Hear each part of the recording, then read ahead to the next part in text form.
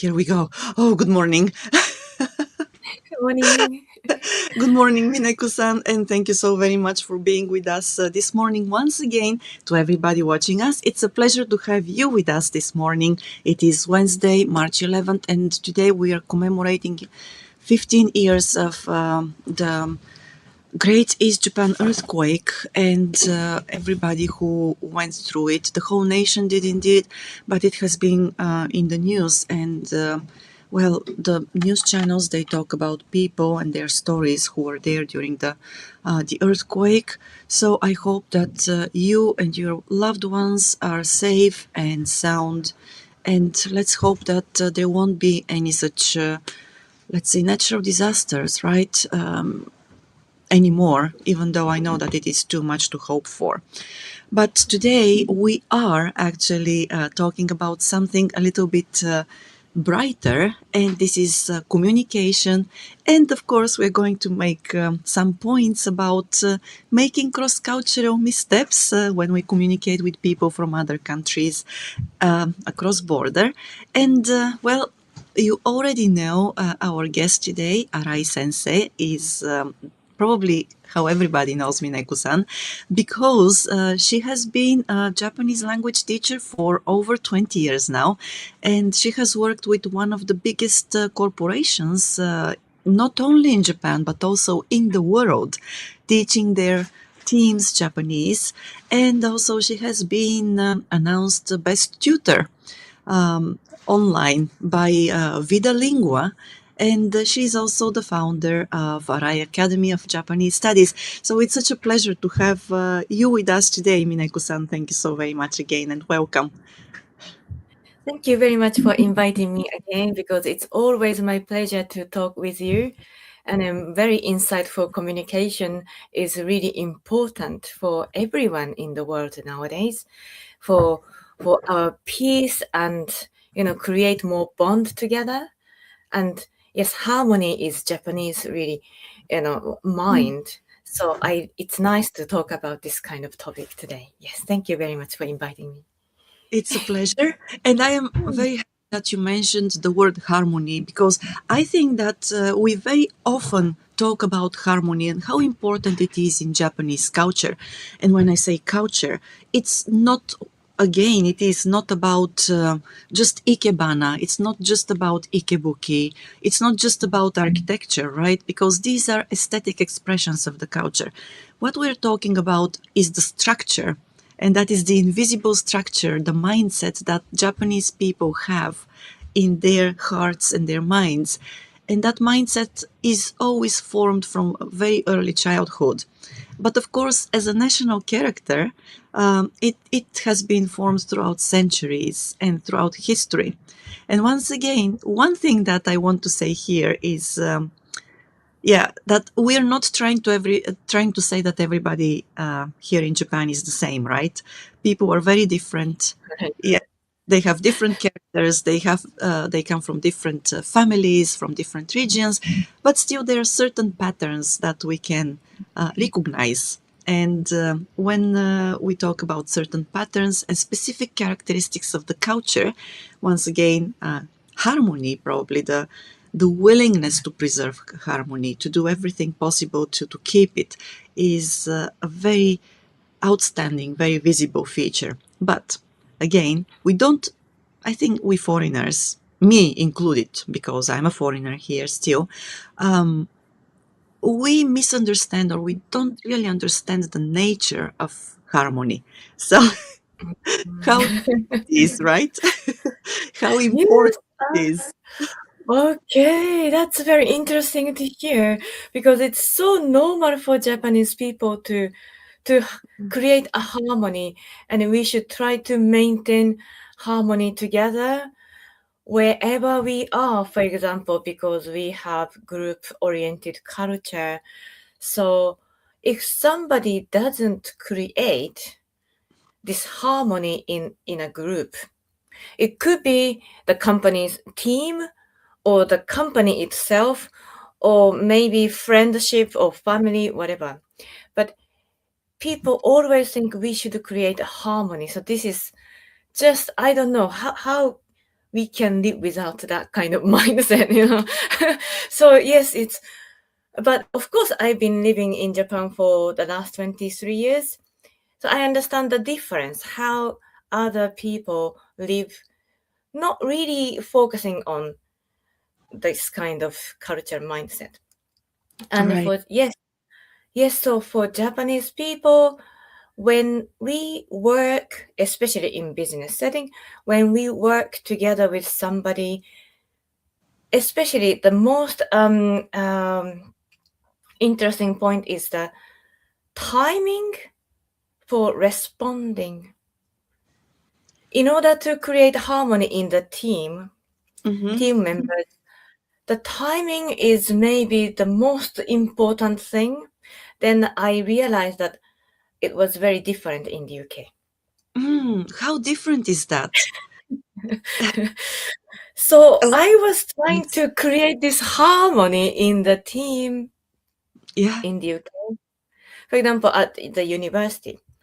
So when I was working with the Japanese team, because I'm a Japanese teacher, so we have Japanese teachers group. But also another group I belong to was the, let's say Japanese studies group Mm-hmm. with British teachers as well, researchers as well.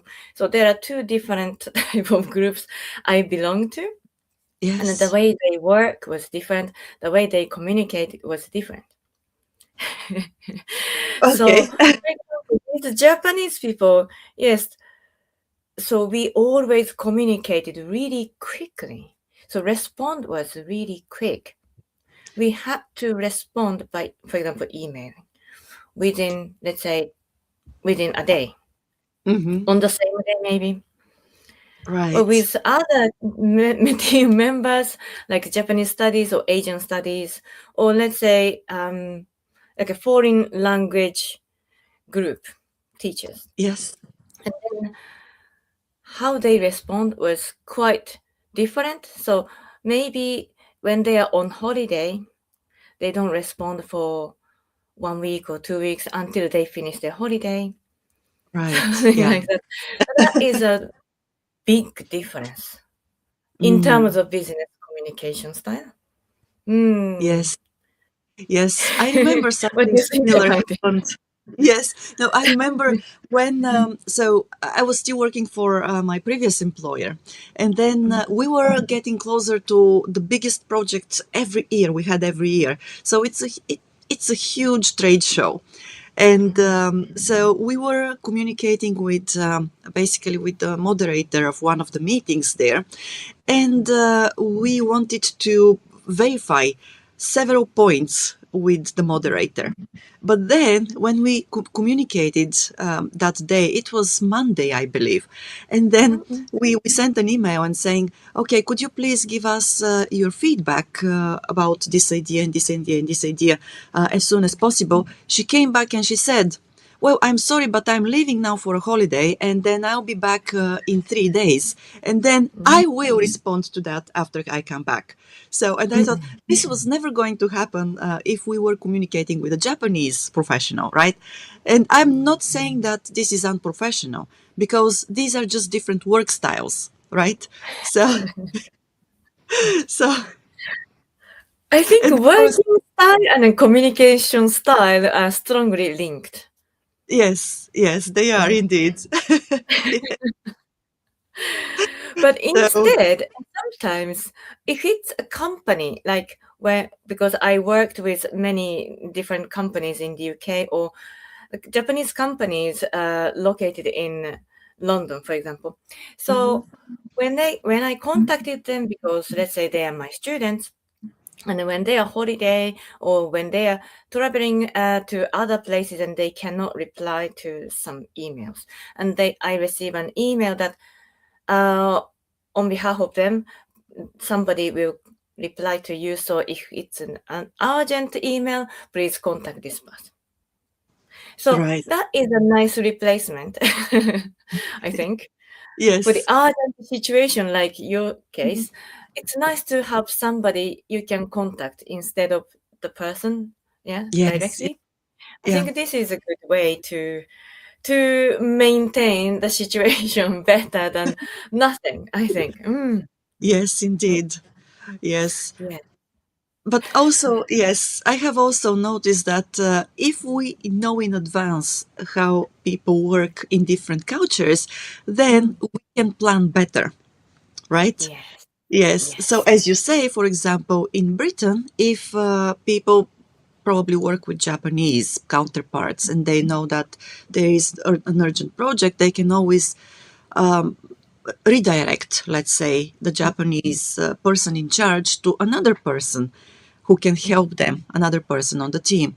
And I also think that it goes, well, vice versa, right? Because a Japanese person usually can say, well, I'm on a holiday. They don't say that, but still, Never had. Never had. I'm on a holiday, but still, I will look into your Mm-mm. email and be back to you as soon as possible, Mm.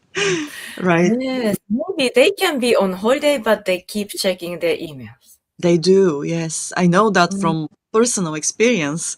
Yes, and it could be 12 o'clock midnight and they still check their emails and they respond. Yes. Yes, yes. Of course, it's depending on their positions as well. Yes. So, for example, when I was teaching to really high executive like CFO at a company, really Mm, famous company, he was working really non-stop. right. He Yeah. traveled to Tokyo, Australia, New York, back to London, and he was attending meetings anytime. I Mm, didn't see when he was sleeping. So it's also depending on their positions as well. Some people just keep working, yeah. working non-stop. Yes. Yes. Yeah. Mm, And yes. yes, He that's very true. was not on holiday at all, actually. Yes. Mm, So mm, I don't want to actually commend such styles because I am aware. I had my boss, my previous boss was very much like that. So he was mm, quick to respond regardless of where he was in the world. But then again, while it built trust and everybody in the company appreciated the effort, once again, we come down to effort appreciation, right? Still, mm, yes. I think that it was both a good example and a bad example as well, right? Because by doing that, you put pressure on people, for example, who have family life, who have to take care of small children at home after work, before work, or people who have to care of elderly parents, right? So, but we're not here anyway. We're not here to approve or criticize working styles. We're here to talk about the differences. And Mm, so, because you can choose what you do, what you should do anyway. right, yes, It's yes. important to know. And how you deal with it, the differences, is up to you, I think. Mm-hmm. That's very, Mm, very much true. Yes. yes, Yeah. yes. Yes. But to me, it was really a great learning experience to see how all that effort resonated with everybody. And it resonated not only with the, let's say, the subordinates of the boss, but also with Mm, his bosses as well. So he had a very, very high approval rate, let's say, mm. throughout the company, not only horizontally, but also vertically, right? Throughout the hierarchy. Yes. So this group is not always just horizontal, but vertical as well. Yes, yes, Hierarchy. yes. Mm. But I also think that basically we have talked with you before and also in our first meeting, right? When we met in person and we talked for so long, that Yes. as long as people see that you're making efforts, they will really respect what you do for the team, for the group, for the community, for the company. And probably we cannot emphasize strong enough how important showing your effort is. Exactly. For example, sometimes so outside of Japan, there are many countries, but when you show your effort to them, maybe they don't appreciate that much. Mm, Maybe that is normal for them. But in Japan, because effort for somebody, especially effort for somebody, is so important. And then people value you if you do it much more than you expect, I guess. So maybe you might Right. be really surprised. Oh, you appreciate me so much because it's a kind of virtue in Japan. And Mm, if you do this, everyone respects you as well. So right. in Yeah. this way, you can create stronger bond. Mm, If you do the same thing in your country and in Japan, the big difference is that you get more respect by Japanese people by doing the right. same thing, same effort. Yeah. So that is the big difference, I think. Yeah. Mm. And then I remember. communication. Yeah. You remember? No, no, Yeah, and communication. I don't. Yeah, go ahead. yeah. So, for example, communication. So when foreigners try to speak Japanese in Japan, Mm, I think Japanese people really appreciate this effort. yeah. Hmm. And maybe most people don't want to try it because they Mm, hesitate to speak Japanese or they think their level is not good enough and they feel not confident to speak. But if you just try some phrases and then Japanese people feel really appreciate, wow, that's amazing, you speak Japanese for us. And then yeah. it's nice if they everyone who visits Japan can experience this feeling. Mm-hmm. Yeah. Yeah. Yes, especially in business. Yes, Maya-san, you talked about that most Japanese people, those people who have contact with foreigners at a meeting can speak English Right. with Yeah. them. Mm. Yes. Still, if those people who visit Japan for the meeting should speak some Japanese because then this effort makes them feel really appreciated. And then I think this attitude is the most important. Yes, we talked about attitude at Yes. our first podcast, but yes, this attitude is more important than the level of your Japanese, I think. So this is a really important communication style. Mm. For Japanese people when you talk to Japanese people, I think. Yeah.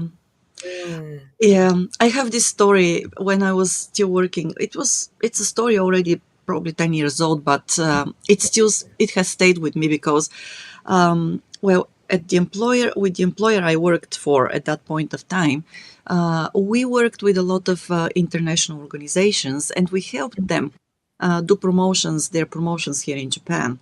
And of course, it was always a mutual effort. But the biggest point was that we needed to see, when I say we, that's the company on the Japanese side, right? We needed to see that an effort was made first on the side of the foreign organization, and then we would reciprocate. And then one day we had, let's say, a potential partner, and then he came and he started talking about, we want to do this and this in Japan, but we don't have the necessary resources. So why don't you help us? And then we said, well, we can help you, but we also need to see what you can do first when you are in Yeah. Japan, right? And we gave him an example with another organization, a foreign organization that came to Japan, and for the first 5 years they worked very, very hard, but they managed within 5 years they managed to expand their market share in Japan Mhm. 5 times. Wow. Imagine that, 5 times, right? In just 5 years. And then when we mentioned that example, and he said, no, no, no, that's not how we work. So why don't you help us right away? And then everybody was like, oh, uh, well, you know. And of course, everybody was very polite on the Japanese side, Mm. polite, but eventually nothing came up of that meeting because there was no effort that we could appreciate and we could reciprocate, right? So I think that this is one of the stories that really shows so very much how Japanese organizations want to meet other organizations halfway, and I'm talking about this in business, right? Mm. Yes, yes. So sometimes, so foreign companies try to do business with Japan in Japan, Mm, and then sometimes they fail, and then some companies be successful in this way because they communicate with Japanese people well, and yes, so making an effort to adjust for their culture, mindset, mm, and then Japanese people try to respond to this, yeah, making an effort for them to. But if the other side doesn't do that, and then Japanese people don't feel like the same, so they don't need to make an effort for them. right, yeah. Yes, I think this mutual way is important to create strong bond for success. Mm. And Mm. and it's usually very subtle, right? It's like a dance, if I can say it. So, I and guess. Mm. Yes, so if you think, yeah, help, yes, like you said, help is important, but you shouldn't insist help or ask for mm, help too much because it's the way they can do, how much they can do, what they can do. Yes, like you said, it's important to communicate more in mhm, depth before taking action to try to understand with each other. yeah, This is a little bit maybe different example, but it's the same thing for me. That, for example, when I had, let's say, the first meeting with somebody I don't know, all right, yeah, and for Japanese people, it's important to understand each other first, understand what what the problem or what we are going to do, why we are here now first. mm, Based on that, we can start talking about project or what I can support or what kind of help they need, that kind of thing. But without that foundation, like more communication to understand both sides, mhm, what what I need, what they want, and everything, and then relationship building as well. yeah, Before that, we cannot start anything, I think. Hmm. So yeah, I think this kind of communication, try yes, to understand each other first, mhm, is the first step right, for everything, I think, for anything to do business with Japanese people. And right, one thing, yeah, one thing, of course, Japanese people should understand the foreign ways as well. yeah, yes, So sometimes I feel like, okay, they do this way, and because I'm living in the UK, so I understand that, okay, they like to communicate like this straight away. mm, yeah, But I can see that many Japanese people might not understand this point, mhm, so misunderstanding happens. yes, wow, unfortunately. Mhm, Fortunately, yeah, yes, of course. We are talking about those foreigners who want to do business with Japanese people, but of course, I want to point out that Japanese people should understand how, people outside mhm, communicate yeah, in business setting as well. Of course, yes, this is important. Mm, yeah. yes. I believe that eventually meeting each other halfway is the best case, right? And Mm, sometimes, of course, it's not exactly 50-50. Sometimes it is 60-40 or 30-70, but you have to start from somewhere. And once again, we talked about mindset, being open minded, right? And willing mm, to really meet the other person halfway, then that's how things start. And then you can adjust on the way forward. But I also wanted to say that, as you say, Japanese people want to understand the context, right? And they want to know why, what the purpose is, and then what the reasons are. And well, in the West, we do not go that deeply most of the time, right? But here in Japan, in particular, you do have to do your homework. So we've got Romy Blue, somebody on yes, thank you very much for commenting on YouTube, saying yes, it helps to do your research, and indeed, so you need to do your research so that you can provide enough context, enough detail to the Japanese side, so that you can well successfully engage them, right? Yes, But yes, exactly. yeah. So don't just jump into the situation and say, here we've got this wonderful solution for you. Let's work on it and let's just, Yeah, this so is not that's work here. about the business setting, but when I was studying in the UK, so about communication style. Mm, So students had to contribute by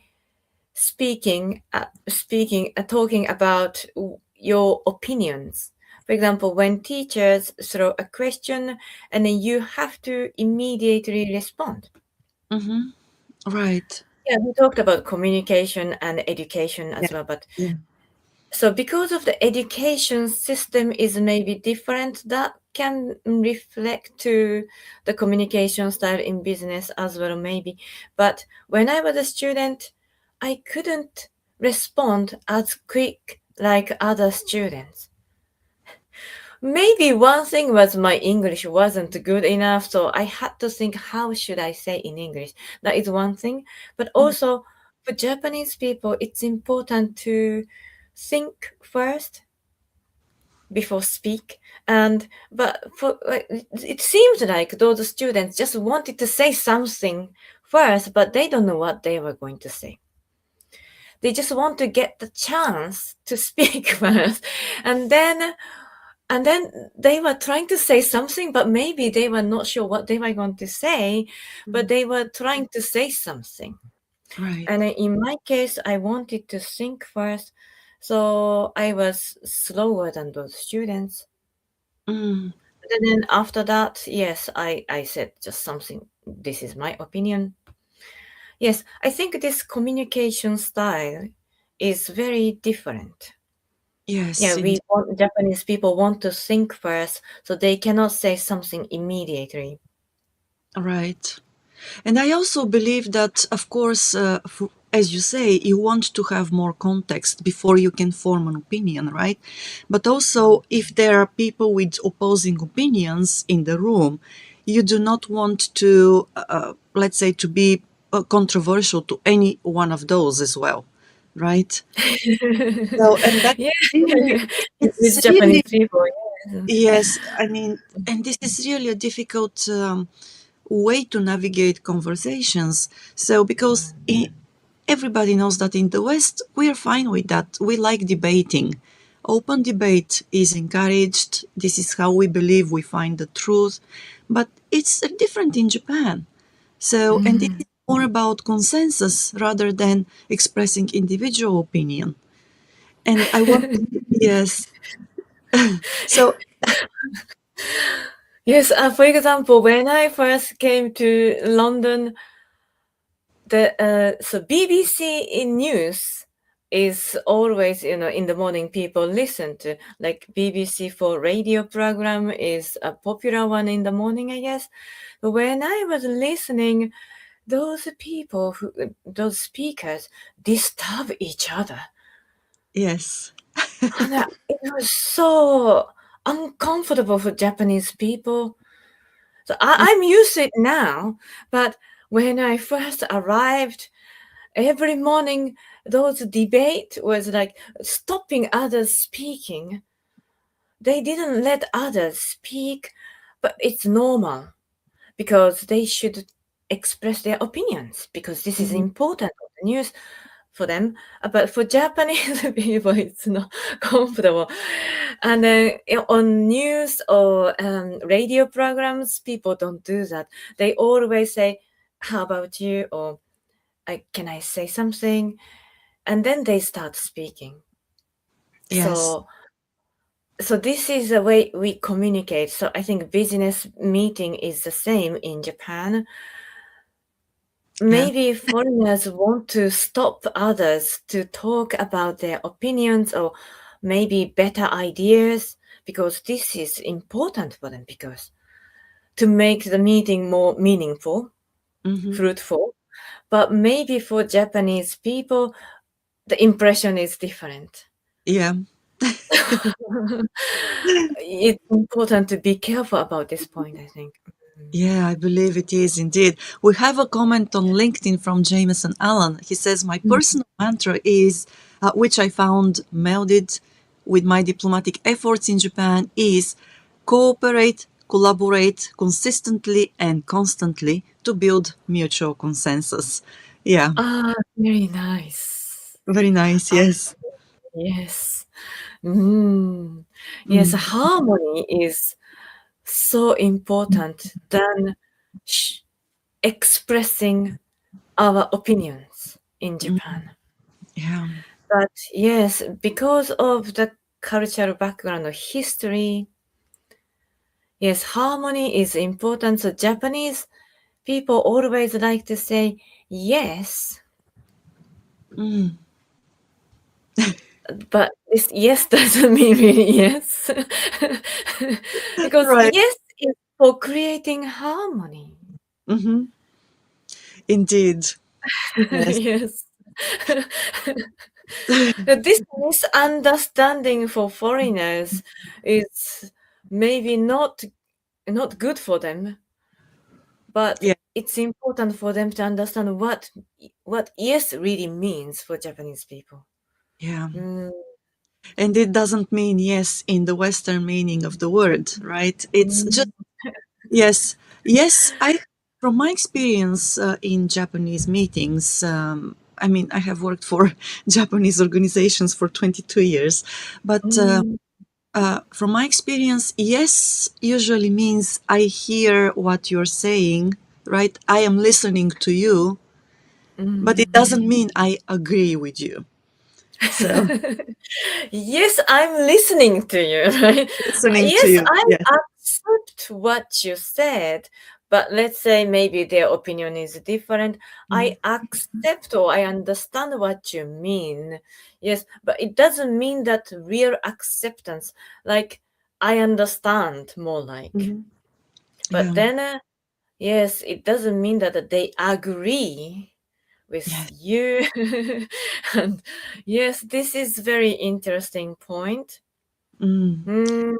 Lots of Yeah. problems happen between in this communication way, and Right. Yes. many people don't understand what is this yes because you said yes, but it doesn't mean you really yes. But then you really have to understand the main point, which is not clear. Mm. Because those Japanese people don't understand what yes means for foreigners. True. Mm. Mm. Yes, so that's why I think it's important, like me and you understand those misunderstanding Yeah. between foreigners and Japanese people, and then it's important to communicate better by understanding each other. Mm. Yes. So Reading I what think the other. Japanese people should understand what yes means for foreigners. This is really important because this creates lots of miscommunication. Right. And Mm.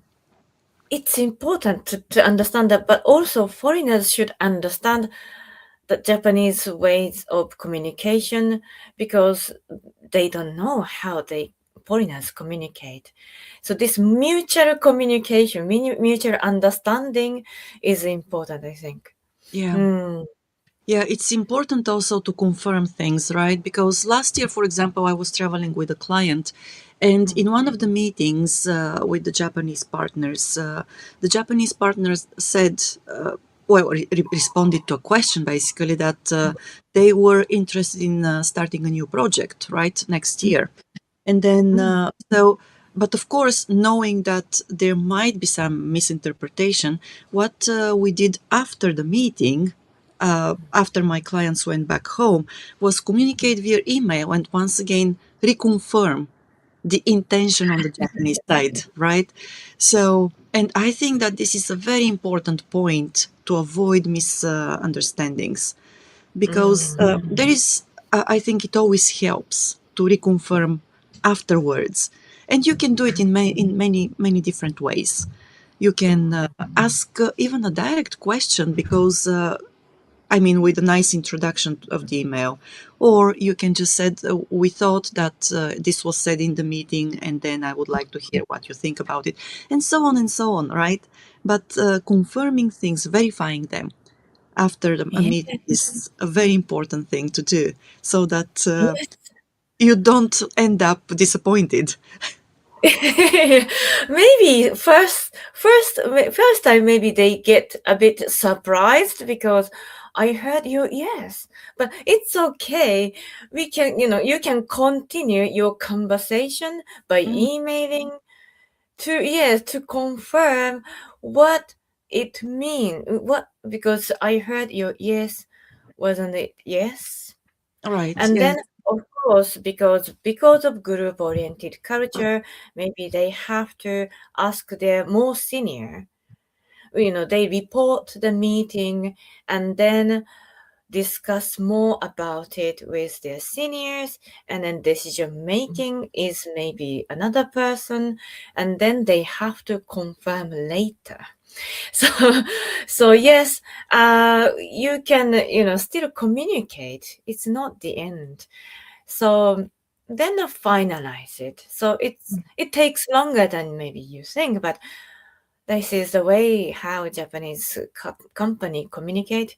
And then, for example, my student who is working in London, and he decided to have another member in Tokyo in headquarter because he thought it will be easier to communicate with him. So he was living in Japan for 6 months, Hmm.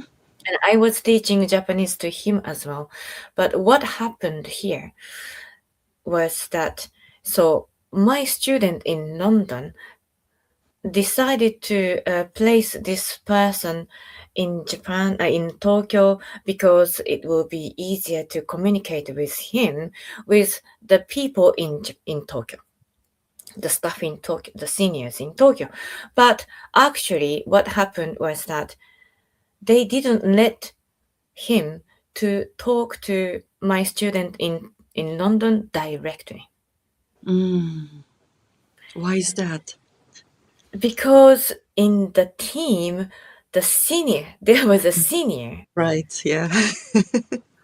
of him in this team. Hmm. Hmm. So he was below this person, executive, so in the team. So he was not able to email to my student in London directly. So yeah, my student in London was a bit disappointed about this communication style. Yeah, but anyway, so this is how Japanese people can communicate because of group-oriented culture. Right. The And team is hierarchy. more Yes. important than individual. Yes. Right. And once again, Mm, you touched upon the hierarchy because if a group exists, inevitably there is some vertical structure there, and that vertical structure is the hierarchy. And mm, sometimes it's really difficult to notice it from the very beginning if you're not familiar with Japan and how Japan works, right? mm, So you have to be careful and anticipate things. And of course, you can always learn on the go, But it's better to do your homework once again before you start working on a specific project. Just we have one more comment on YouTube from Romy Blue, and they say in the US we tend to anticipate what the other person is saying before that person even stops speaking. But I find myself hesitating when I was visiting my friends in Japan for the first time. So I think Mm, you're on the right track, Romy Blue. that's nice. I Yeah. didn't know. Anticipate what they are going to say. Mm. In Okay, it's interesting. Yes.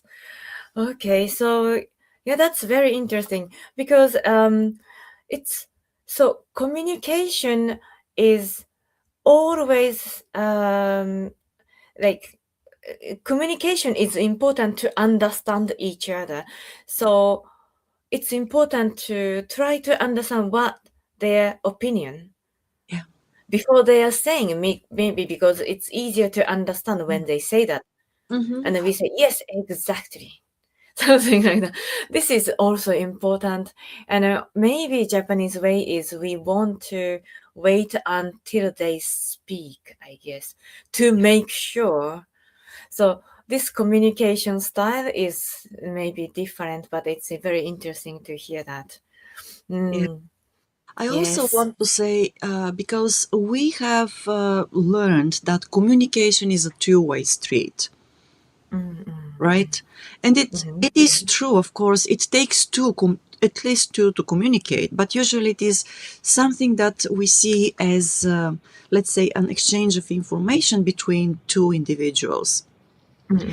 But then in Japan, it's not a two-way street; it's a multi-way street, right? Because uh, it's once again because of the group orientation here and because of hierarchy and how decisions are made in Japan, it's not just one-on-one communication. So basically, you've got communication that relies on more people who can influence the decision, the final decision, right? So it's really difficult to say that in Japan communication is simply a two-way street. And I believe that we should recognize this fact as well. Very important because, for example, for really beginner Japanese phrases have これ is this near me, and Mm-hmm, then それ is near you, the other person, and then in English it's like this and mm-hmm, that near you, and then only two ways mm-hmm. expression. Right. But actually in Japanese we have that one over there, which is we are here close. Mhm. We are Mm-hmm, in the group. But that one over there is away from us. And then when we see that over there, so we have kind of three dimensions. So right. me is here, and then that over there, Yeah, that close to is you. little Close to you. too. And then if we are close each other, and that one over there is another thing. Mm, So it's not here and there. So this is really これ、それ, and あれ are- expressions in Japanese. And then I always teach this point that it's not only me and you in Japanese. mm, Because of group culture, we have we and something else like over there, right. away from us. Mm, And so how we see the world is so different, and then this reflect to those expressions. yeah. So understanding this point is really important to communicate with Japanese people. Yes, yes, very important, I think. Mm. Yes. Well, and it's once again, I think that many of us are not prepared for this communication. That's why, as you say, and also like Romy Blue said, it helps to do your research and it helps to do your homework. It helps to learn about the culture, of course, in addition to the language. Because sometimes, from my experience, once again, it's just anecdotal, I know, but from my experience, I have friends who communicate much better with Japanese people, and they're not fluent in the language. They know only a few expressions, but they're good communicators because they know how the culture works. They know the structures, they know the values, they know the strategies here. And of course, I have that one friend. I guess that many of us have such a friend, but that one friend who speaks almost perfect Japanese, but she uses the language as a weapon. And it's like when I hear her speaking Japanese in front of Japanese people, I feel ashamed because that language is not polite. She says everything that she wants to say. It is understandable, but it's not polite. It's just, it's terrible. And I, always feel like, ugh, I don't want to be here. Oh no, it's a pity. I can Yeah. understand her effort to learn Japanese, and then she mastered Japanese, but the way she speaks, I mean, verbally, not culturally, like, so for example, just using the words is not fluent because real fluency is real communication, from heart to heart, not words to words. Right. So from heart to heart, and then if she cannot connect with Japanese heart because she just used the words, Yeah. the way she speaks in her native language, I guess. Yes, And that's how it that is. pity that she really cannot communicate properly. Mm.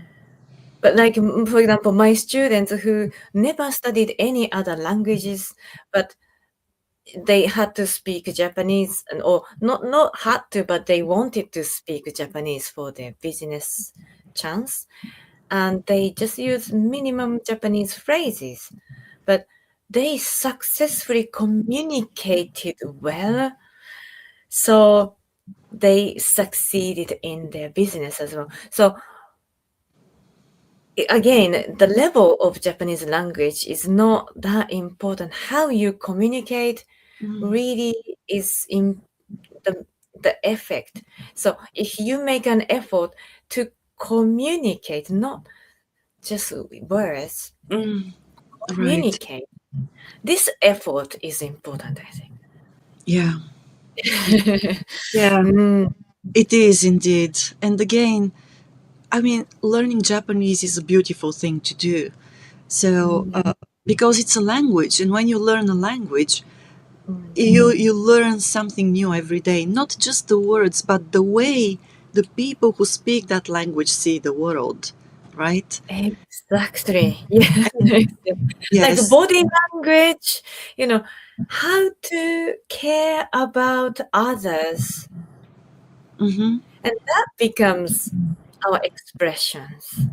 Yes. Yeah. Yeah. Because And basically, learning this kind of words is important. Yes. yeah, Mm. and I wanted to add a little bit of statistics here because in the 1960s there was some research about communication, right? And it was done, of course, in the United States, and it was studying, well, the communication styles and the elements of communication in the United States. But I think that it's still representative of how communication works. Like 55% of communication is. I think that was body language, and then Yeah, the rest, non-verbal communication right? is yeah, The rest of, more than yes, it is more basically, and then the rest of it is facial expressions and the words themselves. And of course, I think that in Japan it's even more so because the United States, for example, is a very explicit, has a very explicit communication style, right? The language is like this. And Japan, like some other cultures in this part of the world, is not so explicit. The Japanese language, leaves more to the listener to interpret, right, and to assume, but to interpret, let's Yes. say. And so I believe that in Japan, the nonverbal part of the communication is even higher, a higher percentage than it is in the United States. And that's why, once again, I believe it is important to learn how those nonverbal cues, or what they mean, right? How they express the feelings of the people around us. So, Yes, because this is also a kind of communication skill yes. to try to understand what they really mean. So, for example, so depending on the context, maybe you can understand this as A or as B, Mm-hmm. depending on the context. So sometimes people misunderstand, but most of the time in this case, this means A. That kind of how to understand what they mean is a really important skill, especially when you speak Japanese with Japanese people. Mm. Yeah, Yes, because Japanese people are so good at this kind of communication style. And then even I've seen that Japanese people speak like this in English. right. Can So I? yeah, those English native speakers are confused because Japanese people are speaking in English, but it's not enough to express what they really want to say because their English is like Japanese English. So the information was not enough for native English speakers. Mm, And right. I can see that they don't understand well because this Japanese person is speaking English in Japanese way. Mm-hmm. Yeah, Like that, yes, both ways, because yes, how much information they need is different. And then sometimes, of course, when native English speakers speak Japanese like English way, maybe it's too much for Japanese people mm. sometimes. Yeah. Oversharing. Yeah. Oversharing, yes. And then sometimes I feel that too. I know it. Don't repeat it again, you know. I'm not that stupid. You said Mm, that before. No, no, I know it. Don't say that again. But I understand the way they mm, speak, so I don't say that. I say yes, yes. But so it doesn't mean that which is right, which is better. So it's important how we differently communicate. yeah. Yeah. Yeah, I like that you said it doesn't mean that one is better than the other, because those communication styles work perfectly well for the environments where they're used in, right? So that's fine. The what we're trying to say is that knowing how communication works in a different environment helps a lot. But I also want to say one thing, that sometimes we misunderstand each other even within our own culture, right? So it happens. And I have to say also that I have seen, for example, my husband and mother in law, while talking, they assume different things from what the other person wants to say. And sometimes it's funny to watch them, right? But also, I remember there is how people misunderstand. Even here in Japan, they misunderstand each other from time to time. It happens, right? And one day, my husband and I, we were coming back from a weekend tour, and like we were somewhere out of Tokyo, and we were driving back home, and we were trying to go into the parking area behind our building, and then the lane which we had to go through was very dark, so there were no lights there. So between the street, when we took the left turn and went into the lane, and the parking lot itself, there were like maybe 200 meters without any lights.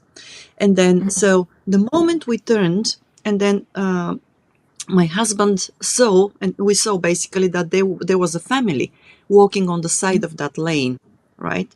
And it was very dark, but because the lights were on, it was late, like 10 o'clock at night. And so my husband immediately decided to kill the lights because he didn't want to blind that family, right, with the high beams. So he turned the lights off. And what happened? So he did it with a very good intention, not to inconvenience them, or not to to cause any discomfort to them. But I saw that they immediately braced up, and they thought that there was danger, right? They thought, this person, turning the lights off, does he mean something bad, right? So this is like, yes. And I saw that, and then I told my husband, please turn the lights back, and he did. But and then you can see it, in the how people behave, and their posture when they're tense. And so when the lights came back on, then they kind of, it was so obvious, the relief there. So what I want to say is that people usually do things with good intentions, but they can be misunderstood. Those good intentions can be misunderstood, and it happens everywhere. So when this happens, if you're probably, if you think that the other person, is doing something which you don't understand, I would say, of course, in any peaceful situation, assume good intentions first. And if you are unsure, then confirm with that person, right? Talk with them. Yes. Mm. Yes, it's important. So first of all, yeah, we want to be nice to others. We don't want to be bad to others. So when we take action because of our consideration for others, but sometimes people take it as a bad thing. Maybe Yeah, they think this is bad for them. So yeah, yeah, if this happens through any communication or any kindness attitude behavior, I think yeah, it's important to ask them, did was it wrong? Or if you understand, this wasn't good, I mean, of course you can change yourself, but if you didn't understand, it's not a problem. It's always important to talk to them. And I think even Japanese people don't verbally communicate everything. If you ask something, of course they answer. They yes, are yeah, happy to answer for mm, any questions if they yeah, ask. It's better it's better to communicate rather than not to communicate because I shouldn't ask or something like that. It's better to ask if you don't understand, and they will definitely tell you everything they felt. I felt like this, or if it's not that important, they say it's okay. yeah, It's not that mm, important, so it's okay. If it's an important, they say something verbally for sure. So mm. yeah, it's not the end, I think. So we No, can it create isn't. harmony in a nice way. After all, things happens, but it's not the end. Mm. Yeah, don't make it the end, right? Yeah, So no, no, continue no. We can actions. Yes, continue, continue yes, until we understand each other and then create harmony back.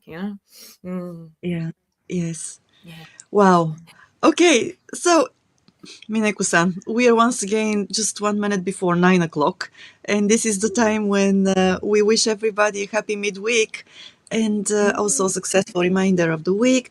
And thank you so very much for coming to the podcast again.